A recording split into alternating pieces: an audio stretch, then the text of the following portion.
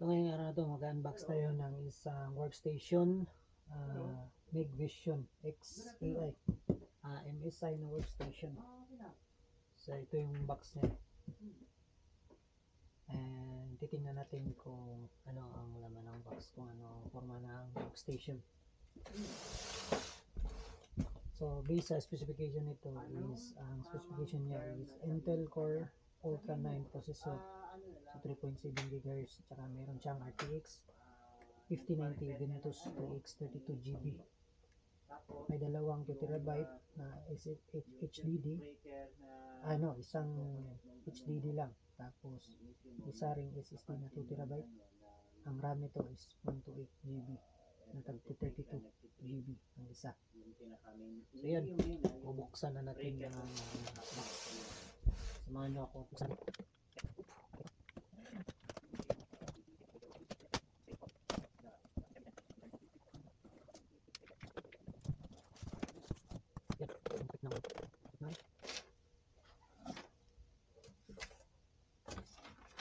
Meron siyang maliit na manual. Remove screws in the side panel, then remove the side panel. Ito yung forma niya.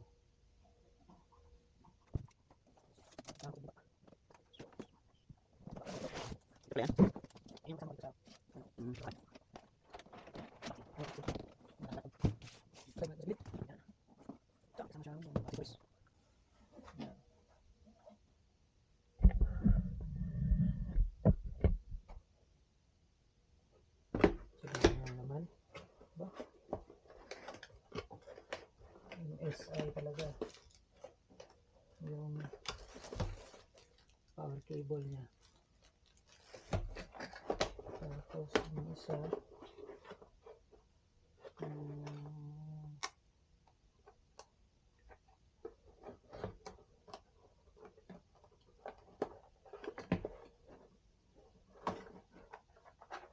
yung manual PC guide, MSI PC guide manual niya. May kasamang mga screws. Ganda. Ano talaga ito, pang gaming. Meron pa isa.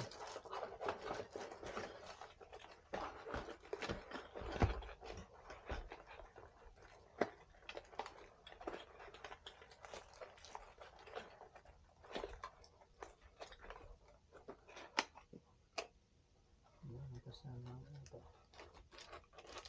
Cables, antenna, so wireless. So maganda rin. Hindi siya wireless. Ano siya? MSI.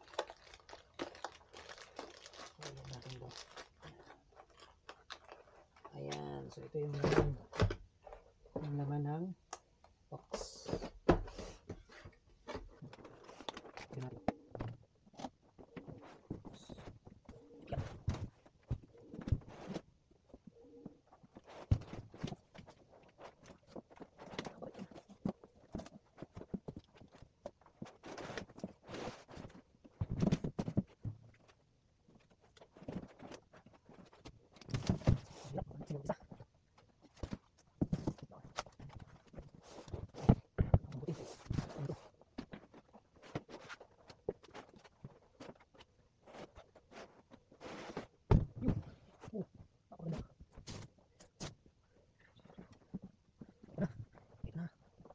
Workstation MSI.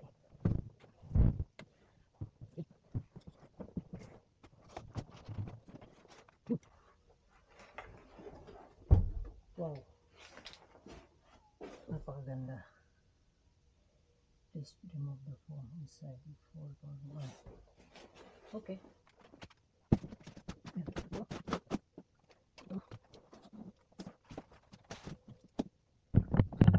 Ito na yung workstation MIG Vision X AI. Yan ang harap. Ito yung gilid likod. The Revelation of Legend. So yan. Nvidia RTX. Tapos yung kanina nandito, yung nasa yung antenna, dito yan kakabit. Dalawa. Para ito kahit walang wire sa network, makakasagat ng internet yan. Ito yung sa GPU nya, isang HDMI, tatlong DP port. Meron siyang USB-C na 2 gig. Ang transfer rate yata to. Tsaka yan, USB 5G, 10G. Yan, LAN. So yun, napakaganda. Yan.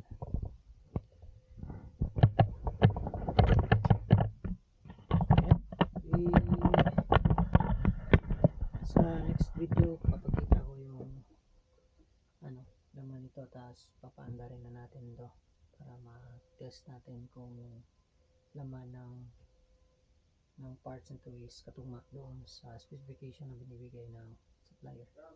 Thank you so much, and huwag kalimutan mag-like, share, and subscribe sa channel natin, Pico Channel.